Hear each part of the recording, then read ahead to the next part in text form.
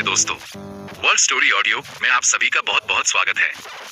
इस चैनल पर मैं आपके लिए लेकर आता हूं दुनिया भर की सच्ची घटनाओं पर आधारित बेहतरीन पॉडकास्ट।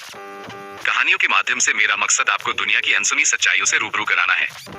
इसके साथ ही आपके मनोरंजन का पूरा ध्यान रखते हुए मैं कुछ दिलचस्प काल्पनिक कहानियां भी पेश करता हूं, ताकि आपको हकीकत के साथ साथ एक अद्भुत रोमांच का भी एहसास हो। अगर आप हमारे चैनल पर नए हैं तो वीडियो को लाइक करें और चैनल को सब्सक्राइब करना न भूलें। तो चलिए बिना वक्त बर्बाद किए शुरू करते हैं आज के इस रोमांचक सफर को। सूचना इस पॉडकास्ट में दी गई सभी जानकारी सामान्य ज्ञान और मनोरंजन के उद्देश्य से है। हम तथ्यों की सटीकता का पूरा ध्यान रखते हैं, लेकिन किसी भी जानकारी पर अमल करने से पहले कृपया अपने विवेक का इस्तेमाल करें। Disclaimer: The content provided in this audio video is for general information and entertainment purposes only. While every effort is made to ensure accuracy, the creator makes no representations or warranties regarding the completeness or reliability of the information. दोस्तों, क्या आपने कभी सोचा है कि जिस देश में 140 करोड़ लोग रहते हो, वहाँ कोई एक पूरी की पूरी जगह रातों रात वीरान कैसे हो सकती है? एक ऐसी जगह जहाँ आज भी सूरज ढलने के बाद परिंदा भी पर नहीं मारता, जहाँ भारत सरकार ने खुद एक बोर्ड लगा रखा है कि सूर्यास्त के बाद इस जगह पर रुकना सख्त मना है और जानलेवा हो सकता है।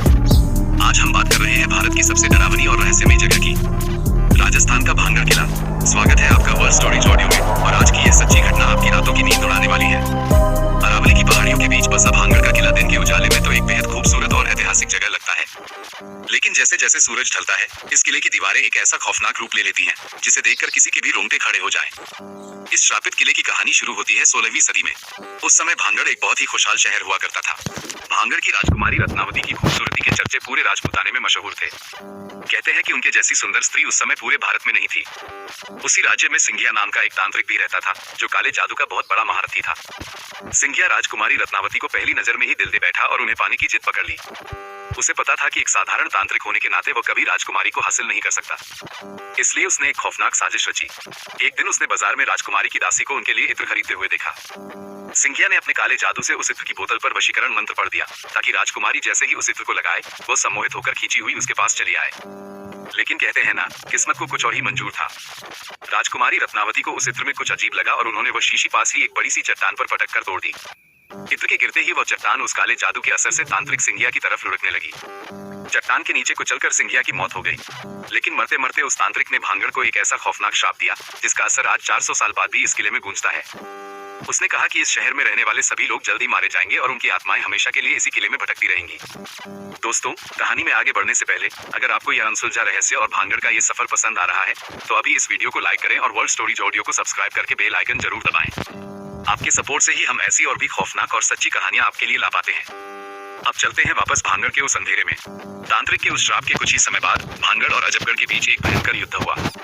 उस युद्ध में राजकुमारी रत्नावती समेत भांगड़ के सभी लोग मारे गए। पूरा का पूरा शहर तबाह हो गया। तब से लेकर आज तक वो किला वैसा का वैसा ही वीरान पड़ा है।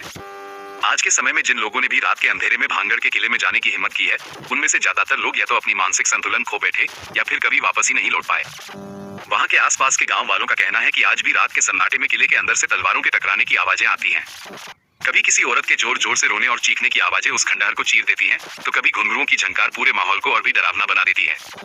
पैरानॉर्मल एक्सपर्ट्स ने भी इस जगह पर कई बार मशीनों के जरिए नेगेटिव एनर्जी महसूस की है।